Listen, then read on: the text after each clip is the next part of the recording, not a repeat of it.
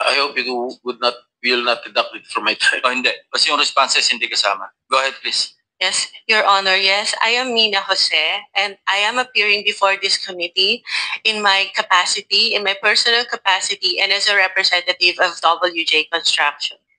I came before this committee with humility and respect to share the truth. First of all, I thank the committee through the leadership of our chairperson, Honorable Senator Panfilo Lacson, for giving me this opportunity to explain my side. Today, I wish to clear not only my name, but also the name of WJ Construction and those personalities who have been unfairly dragged in this controversy.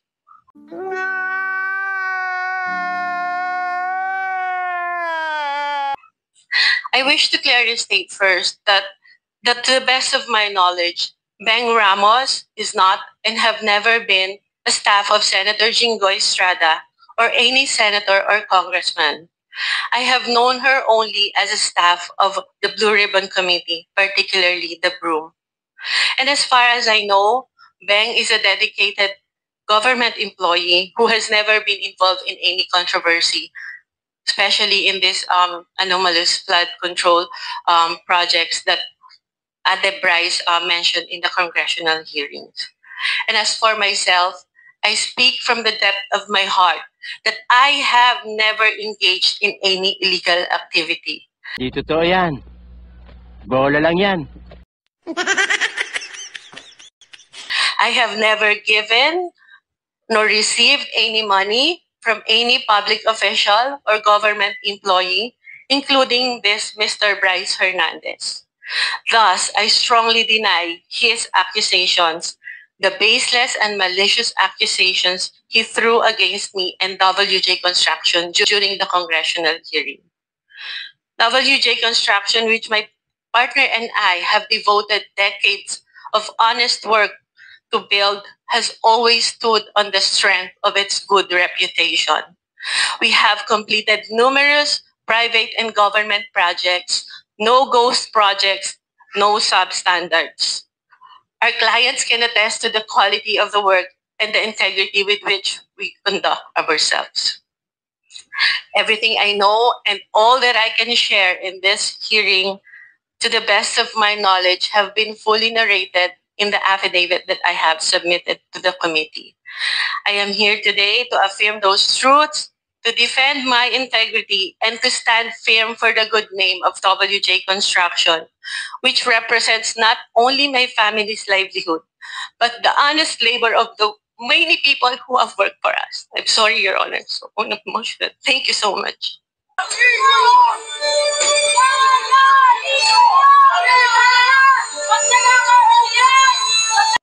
Thank you, Ms. Mina. Itong affidavit dated September 17, ito ba'y malaya mong ginawa at walang nagpwersa o nananakot sa'yo para gawin ito? Wala po, Your Honor. Actually, I made the narrative myself and just asked my lawyer to please prepare it in a legal format. Okay. Kayo ba nangongontrata sa DPWH? Yes, Your Honor. Wow!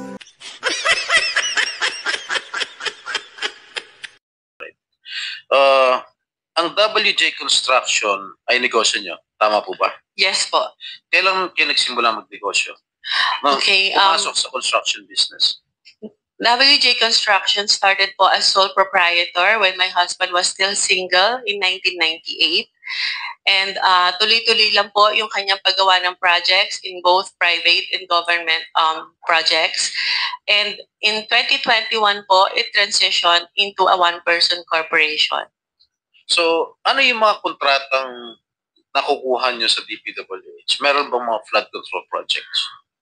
Meron po kami huling last ginawa na flood control in 2023 po. 2023? Yes Ano po lugar? Sa Manila po. Sa Manila lang? Yes po. Okay. Ilan yung mga flood control projects rin? So far yun pa lang po. Isa lang? Yes po. Magkano halaga? 24 million po, Your Honor. Oh my God!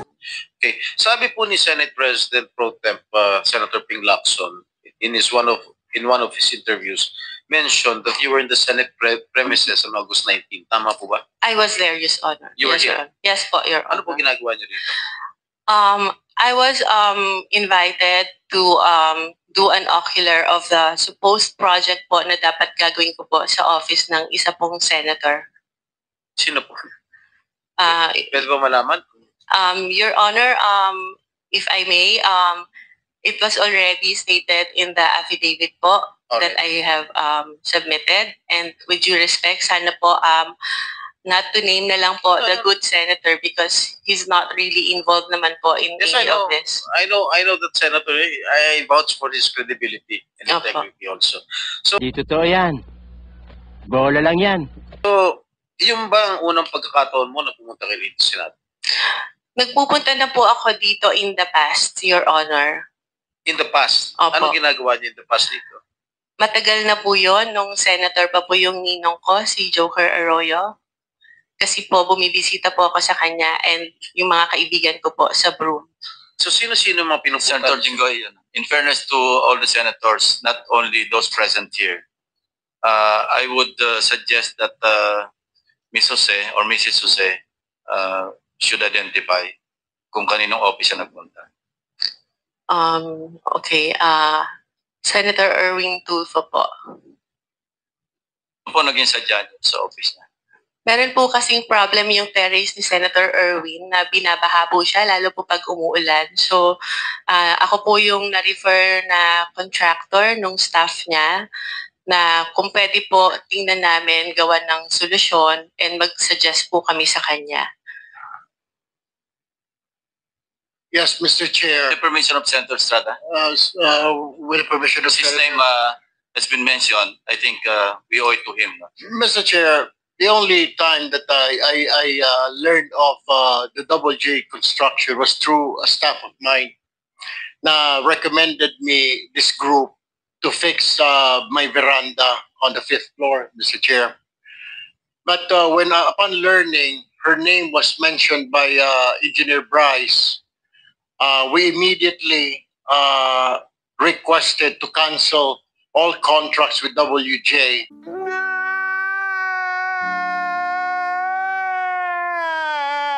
Where I specifically ordered to terminate our office refurbishment project with WJ. And also, that was on September 9, Mr. Chair. And then on September 11, I issued another memo asking for an incident report to all concerned employees, specifically the friend of the Double J Construction, Mina Jose. And on September 18, I passed an internal policy for gate pass and visitors pass requests na wala po muna kami natanggapin ng mga bisita because of that. Mr. Chair, this representation is willing to submit all the documents. The memo stated dated September 9, memo September 11, memo September 18, and of course the drawing submitted by Ms. Mina Jose for the refurbishment of my veranda on the 5th floor. Also some contracts we're willing to submit for in this committee, Mr. Chair. Thank you. Mrs. Jose, meron pong sinabit sa aming opisina yung Director General, CCTV footage. So gusto ko lang malaman din para sa kaalaman ng lahat. Bukod sa opisina ni Senator Erwin Tulfo, saan po pa kayo nagpunta? Meron pa po akong pinuntahang office.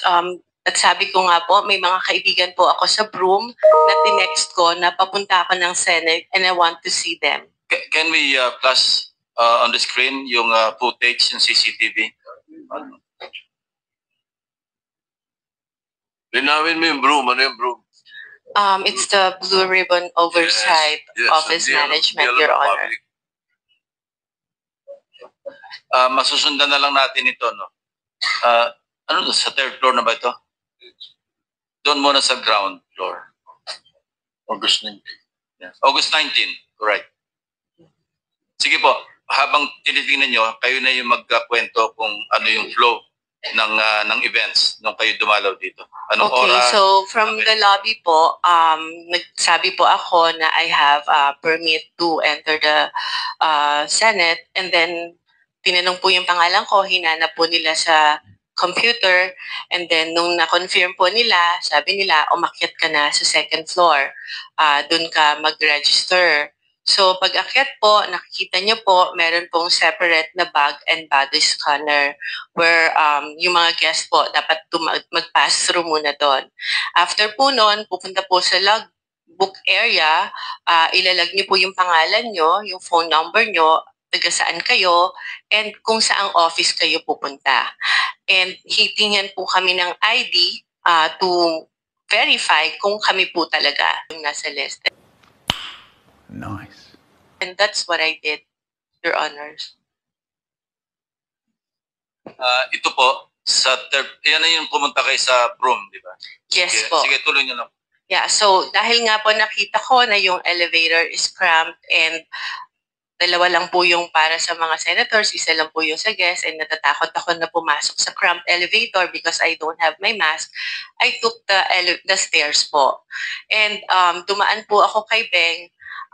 Inuna ko po muna siya dahil sa totoo lang po, nakiusap po ako sa kanyang mag-prepare or mag-print ng sample proposal na i-attempt ko po sanang i-present kay Senator Erwin. So dumaan po ako doon briefly. Nag-picture pa nga po kami, and I texted my other friend sa Broome who was at that time in the session hall to tell her na, hey, nandito na ako. So after po noon, umakyat na ako dahil nagagalit na po sa akin yung staff ni Senator, bakit daw po ang tagal ko. Sandali lang daw po si Senator para explain sa akin kung ano yung gusto niyang gawin. So umakyat na po ako sa office ni Senator Erwin Tulfo.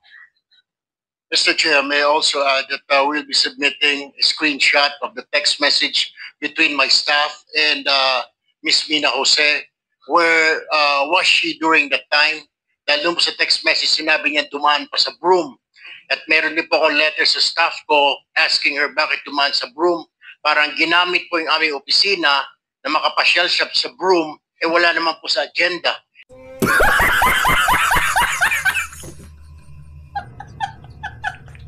Hindi rin po niya minensyon na may kilala po siya dito sa Senate, dyan sa Broome, sa Blue Ribbon. So, in other words, Mr. Chair, para nagamit po yung opisina ko para dumaan po siya sa Broome kung ano man yung kanyang business doon, Mr. Chair. My apologies, Your Honor, if that appeared that way. It was just my intention to see my friend, especially when I heard that Beng is suffering from cancer and I haven't seen her in a long time. So I thought it was an opportunity for me to also visit her. Mr. Chair, the question is, you should have told us na may kaibigan ka under investigation. My staff even asked me, Mr. Chair, if you would remember and you lied. Sinabi namin, baka ikaw sabit ka dito sa flood control. Wala po kami, hindi po kami sabit dyan. Ang mga project ko 30 million. Do you remember that? You were asked, Ms. Jose. What? What the f? Yes, Your Honor, because I am of honest belief na wala po talaga kami. You were not, bakit nababanggit ang pangalan mo dito ngayon? Meron ka palang kinalaman dyan sa mga proyekto sa Bulacan na yan. Why didn't you tell us straight up? And had you told us na meron kang sabit sa mga project sa Bulacan, we wouldn't have let you step in the Senate, Ms. Jose. Your Honor, prior to the text message that was shared by Bryce, nagulat po talaga ako dahil wala po kaming pinasukang project. We never joined any bidding. We never Mr. submitted Chair, any documents. hindi nga po Mr. Chair, sinasabi para lumalabas na isa ka sa conduit, isa ka sa mga sabit na nagdala ng pera, something to that effect. Hindi ko naman sinasabi na kasama ka sa proyekto, pero sabit ka sa problema sa flood control. You should have told us. You should have informed my staff na pumunta ka rito na dadaan po muna ako. How hard is that to say? Pakisabi kay Senator, dadaanan ko muna kaibigan ko sa Broome na may sakit na cancer. Why didn't you do that, Ms. Jose, Mr. Chair? Your Honor, I don't think Senator Erwin is privy to the conversation with the staff Yes. to whom I have mentioned before. Senator Erwin, This- please, no. I think si Bryce was the one who made that assertion, Yes, Your Honor. implying that WJ / Beng Ramos ay magdadala ng obligation. Can you clarify that? Ano yung obligation na sinasabi mo? Yun po yung yung sa proponent po nung project na ibinigay po ni Boss Hedry sa kanya. At yung regarding naman po dun sa pagdadala ng obligasyon, meron po akong follow up na magpapatunay na What exactly did you mean when you said nung nag-ano ka sa house, yung obligasyon? Ano yung obligation na yun? Pera pera para po. kanino? Lagay? Ano yung context ng obligation? Pera po siya para sa proponent. Ano yung sabihin? Lagay para sa proponent? Yung advance po. Opo.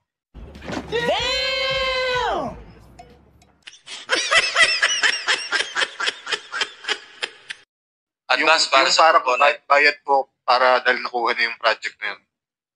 Mrs. Jose?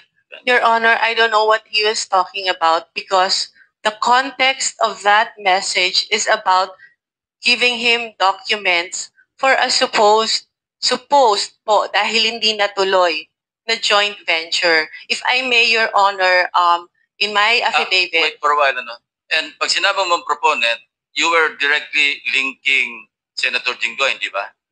As the proponent. Ay, hindi Kasi po. minensyon mo yung Beng Ramos at sinabi mo, stop siya ni Senator Jinggoy. So Yes. that was the implication. Pag sinabi mong magpapadala o ipapadala yung obligation sa WJ, Beng Ramos, and then nung tinanong ka, sino si Beng Ramos, stop ni Senator Jinggoy, di ba? Yes po. Oh, so,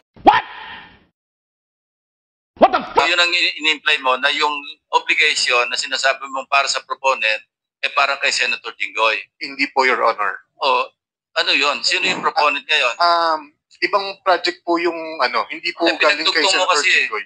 Anyway, sige, please continue, Mrs. Jose.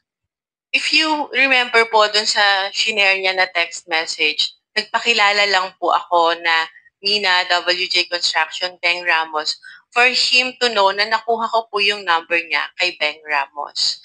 And nag-usap po kami, nagpakilala ako as contractor, nagtanong po ako sa kanya kung ano po ba yung, to have an overview kung ano po yung mga projects na meron po sa kanilang district nung sinabi niya po na siya ay taga Bulacan. So, nung sinabi niya po, Ito yung thread ninyong dalawa. Sige, tuloy mo lang yes po. po. Nung sinabi niya po na mostly flood control, tinanong ko po kung ano po yung category na required nila. Ang sabi niya po, at least small A. Sabi ko po sa kanya, hindi po pala kami pwede because our flood control category is only small B. So, baka hindi na po kami tumuloy. And he suggested po na pwede pa rin naman through a joint venture agreement, which is naman po normal na kalakaran sa construction sa DPWH na if you want to participate in a project na hindi ka qualify, you can do a joint venture with a license na qualified po doon. So our agreement was that, but sa kanya po, bibigyan kita, ipapakilala kita dun sa contractor na qualified, but all the expenses, sabi niya, for the processing of the joint license agreement will be for your account. So ako naman po nag-agree, no? And yun po yung conversation namin. Nasabi ko, sige, ipapadeliver ko dyan yung mga document through my staff. And I have to know pa po kung sino yung taong kausap ko. Kaya medyo, ano pa rin po ako medyo cautious pa rin po ako. I want my staff to go there para makilala po siya at kung sino yung contractor na sinasabi niya.